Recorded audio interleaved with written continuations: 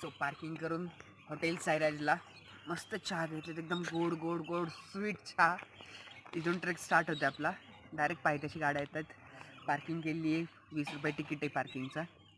Trek चालू करूयात. जय शिवराय.